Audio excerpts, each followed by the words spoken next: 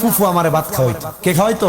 ফুফু। তবে ভাত এমনি খাওয়াইতো না, আমার আব্বা আমার আম্মা প্রত্যেক সপ্তাহে চাউল গোশত মাছ আমারে বাড়ি থেকে আসার সময় দিয়ে দিত বা এইভাবে পাঠাই দিত। কিন্তু কয়েকদিন যাওয়ার পরে আমার ওই সময় কিশোর বয়স ছিল, কিশোর বয়সে পোলাপান একটু খায় বেশি, ঠিক না? আর আমার আব্বা আমার জীবনে আমার আব্বা রিক্সা চালাইছেন, দ্বিতীয়ত রিক্সা চালানোর পরে যখন আর পেট চলে না কষাইগিরি করে আমারে খাওয়াইছেন আমার আব্বা যান। এখন কোনো কাজ নাই, 3 বছর আজকে বলছি ঘরে বসে থাকবেন, নামাজের টাইমে নামাজ, খাওয়ার টাইমে খাওয়া, আর আমার আম্মা আম্মারও সময় দিবে। আলহামদুলিল্লাহ, আল্লাহ কবুল করো। 2 বছর যাওয়ার মতো সুযোগ আল্লাহ কমাই দিছে আপনাদের দোয়ায়। এই ছোট মানুষের কুমিল্লা শহরে 6টা মাদ্রাসা। এত আসতে বললেন আলহামদুলিল্লাহ। কয়টা? 6টা। যে কোনো সময় দাওয়াত রইল। কুমিল্লা চকবাজার নূরপুর সমুনিতে একটা মাদ্রাসা, এই যে এটা দেখলেন, এটার একটা মহিলা বিভাগ এখন খোলা হয়েছে, এটার আলাদা একটা বিভাগ এখন খোলা হয়েছে, আলাদা একটা একাডেমিক বিভাগ খোলা হয়েছে। দোয়া করবেন না? এই শুধু এই মাদ্রাসার 3টা বিভাগ আমার, যেটা নাম দেখছেন তাহফিজুল কোরআন। দোয়া করবেন না ইনশাআল্লাহ আপনারা?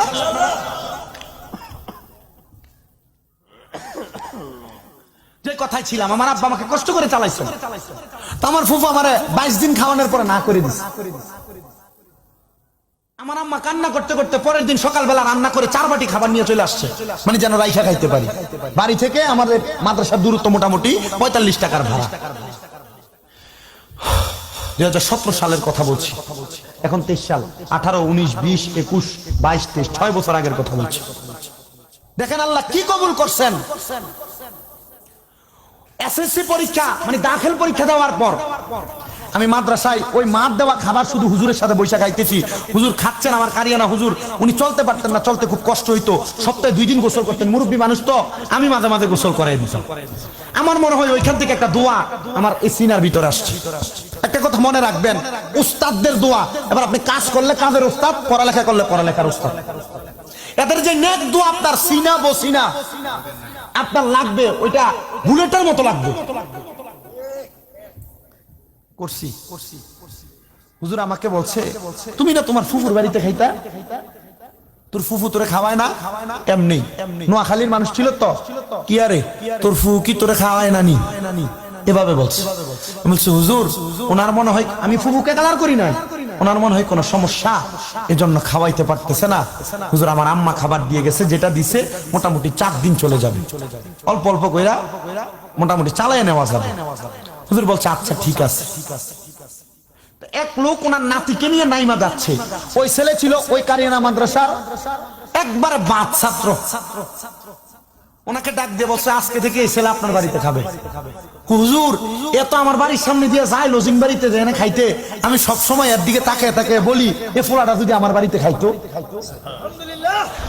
হুজুর আমি পাইছি ওই লোকের বাড়িতে আমি একটানা 3 মাস 2.5 মাস খাওয়া দাওয়া করছি। ফুফুর বাড়িতে খাইতাম 2 বেলা, এই লোকের বাড়িতে খাইছি আমি 4 বেলা। ফুফুর বাড়িতে খাইতাম নরমাল, এই লোকের বাড়িতে খাইছি দামি খানা। কারণ লোকের যে ছেলের পড়াইতাম তার বাবা থাকে বিদেশ, লোকটা মারা গেছে, দোয়া করবেন আল্লাহ যেন জান্নাতবাসী। ওই লোকটার একটা ছেলে আবার মাশাআল্লাহ হুফাজে দেওয়া, খুব ভালো, খারাপ জগতে ছিল, কিন্তু একমাত্র এই আলেমুল আমার সাথে মিশা, এটা আল্লাহ হেদায়েত নসিব করছে, হেদায়েত নসিব করছেন। আমি এই কষ্ট করে ওই জায়গাতে ছিলাম, যে কথা থেকে ছিলাম আর কি, ওই যে লজিং বাড়ি, আমি মানুষের বাড়িতে থাকা লাগে নাই, এমনি মানুষ খাওয়াইছে। তো কণ্ঠ সুন্দর ছিল, তো এই কণ্ঠ সুন্দর থাকার কারণে মাঝে মাঝে গুনগুনে আমি রাত্রে ঘুমাইতাম না। আমার এই শিক্ষক এখনো, এই মুরব্বী শিক্ষক এখনো উদাহরণ দেয়, ছাত্র হইলে শামীমের মতো হইবা।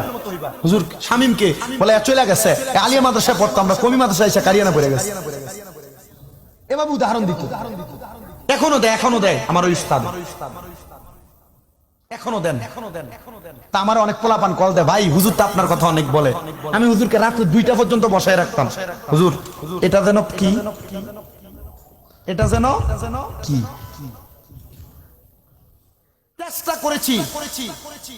চেষ্টা করেছি যতক্ষণ সম্ভব সিনাই আইলেম নেওয়ার জন্য। হুজুর আমাকে এমন দোয়া করছেন, আলহামদুলিল্লাহ। আমার অনেক মুরব্বী, অনেক মা বাবা, অনেক দাদা দাদি, অনেকের দোয়া, আপনাদের মতো জনতাদের দোয়া, ওই দোয়ার বরকতে আল্লাহ পাক রব্বুল আলামিন ঘুমানোর সুযোগ দেয় না। ঘুমাই দিনের বেলা, রাইতে ঘুমাইতে পারি না। ওই যে আমার এই ভিডিও ম্যানটা দেখছেন, এরা আগে দুষ্টামি করতো, রাস্তায় রাস্তায় ঘুরতো কাটতো, তো এরা মায়েরা বদদোয়া দিছে, আল্লাহ তোরা ফতে ফতে রাখুক। আমার মাঝে মাঝে কয়, হুজুর আমার আল্লাহ এমন ফতে ফতে রাখে, জোহরের নামাজের সময় বাইর হই, 10টার দিকে দেয় মাহফিলে পৌঁছাই, মাহফিল শেষ করে আবার রওনা দেই, ফজর শুভে দেয় বাড়িতে ঢুকি। আজকে 10 দিন বাড়ির বাইরে বাইরে বাইরে চলতেছে, ওই ফতে ফতে রাখে। আচ্ছা, এই দোয়াটা কিন্তু ফতে ফতে রাখা কিন্তু মাসে মাসে 50,000, 1,60,000, 70,000 টাকা। এদেরকে ভালো জায়গায় রাখবেন, এদের একটা নুরানি নেক দোয়ার কারণে আপনার জীবন পরিবর্তন হয়ে যাবে। মসজিদের ইমাম সাহেবের যে ঘরে রাখে, ফ্যান একটা ঘুরে, মনে হয় সাগরিকা ট্রেনের 10 নম্বর ইঞ্জিনের মতো কটকট কটকট কটকট করে ঘুরে। ঘরের ভিতরে কুয়াশা ঢুকে শীতকালে, এমন হয় না? ইমাম সাহেব বাথরুম করার জন্য মসজিদের কাছে রুমে তালা মাইরা এরপর বাথরুম করতে যায়, রাস্তা পার হয়ে ওই পারে ক্ষেতের পারে যাওয়া লাগে। এখন মোটামুটি সব মসজিদগুলোর একটা ব্যবস্থা হয়েছে, মোটামুটি হয়েছে। ইমাম সাহেবের অ্যাডভান্স বাথরুম করে দিবেন ইমাম সাহেবকে। ইমাম সাহেব তো বাদশা, এ বাদশার মতো থাকবে, কথা বলেন না কেন?